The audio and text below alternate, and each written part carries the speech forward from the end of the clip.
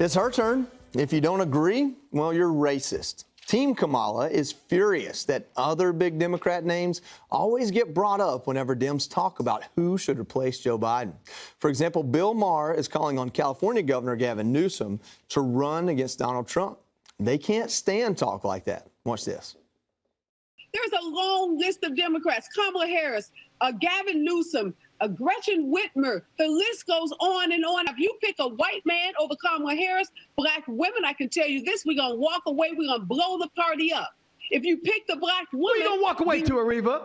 Where you gonna walk away to? You gonna walk away? You ain't gonna walk away to Trump? No, this party should not, in any way, do anything to work around Ms. Harris. We should do everything we can to bolster her, whether it's in second place or at the top of the ticket.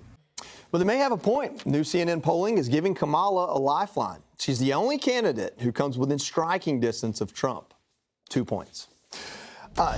Judge, so basically what they're saying... me first. You know, because I just love to go to you first. I really do. Okay. Basically what they're saying is the only reason Kamala isn't getting brought up is because of her race or gender. Yeah. Are there other reasons maybe that people aren't leaning to her to be the savior? Look, this is classic DEI culture. Do you not understand why she was chosen in the first place? She has proven to America why DEI doesn't work. The woman has had, and I remember reading this, 28 people leave her office because she's intolerable. It's a toxic workspace. She mumbles and jumbles almost as much as Joe in her word salads.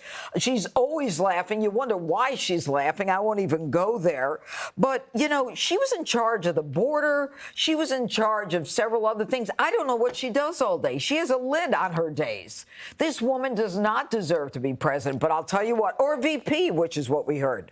But here's the thing. The Biden-Harris money belongs to Kamala Harris. That money cannot be transferred. And we're talking about a lot of money. So the Democrats have to recognize that, you know, if they want to jump over Kamala, you made the rules, you live by them. You've got to go with Kamala, and I don't know where they're going to go if the black women don't support a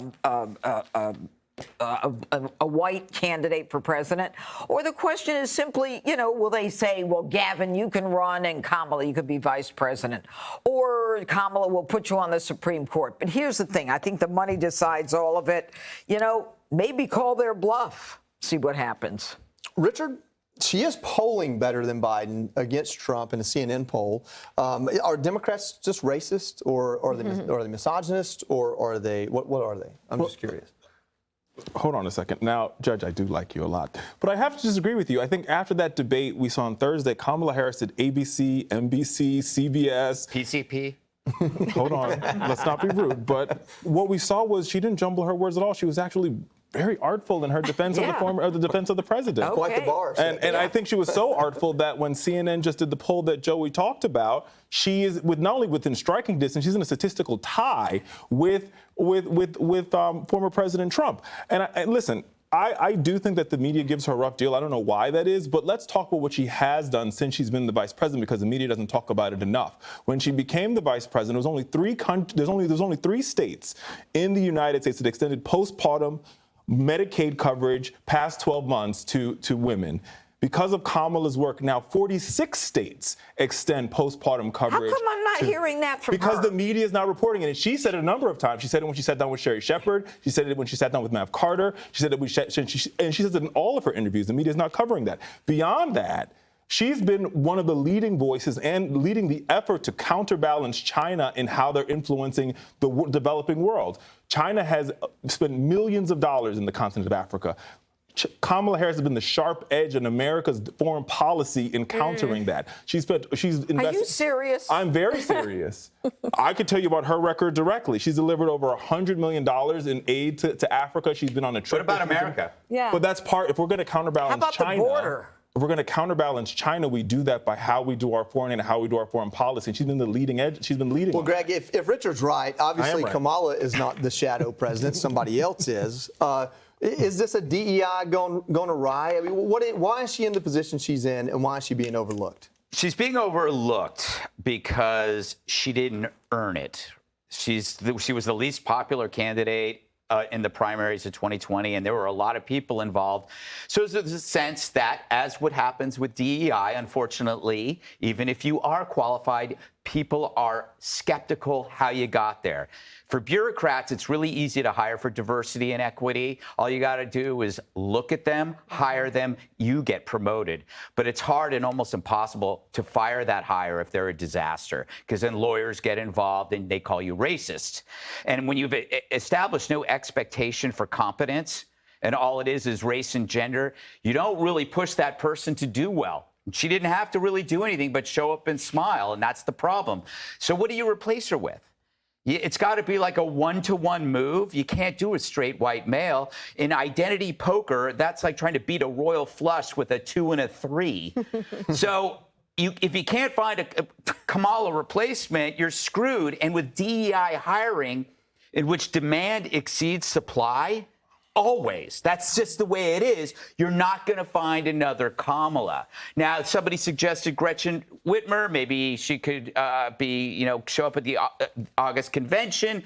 But I think she has a kidnapping scheduled for that week. Dana, all the other names are executives. They're governors of states. I think there's some relevance there, right? I think governors make great presidents or good executives because they've had to do the job. Here's the thing. If Kamala Harris was really terrific at her job and she had the full weight of the Democrats behind her, Joe Biden would not be running for re-election right now. He said he was going to be a transitional president, and then he made the determination that she's worse than me. So I guess I'm going to have to run again, and he didn't want to give up the power. Nikki Haley, as I recall, was at least the first on the campaign trail to say, this campaign is not against Joe Biden. It's against Kamala Harris, and that was a differentiating thing for her. One of the reasons Kamala Harris is polling better is because her name ID is high. So not as many people might have heard about someone else. If the Democrats go forward and have a nominating convention where they can't try to replace Joe Biden, whoever that is will have 100% name ID by Labor Day. Yeah. But what Jim Clyburn did today is he showed he is much more interested in the preservation of the political career of Kamala Harris than he is about saving the political career of Joe Biden. So watch that. Click here to subscribe to the Fox News YouTube page to catch our hottest interviews and most compelling analysis. You won't get it anywhere else.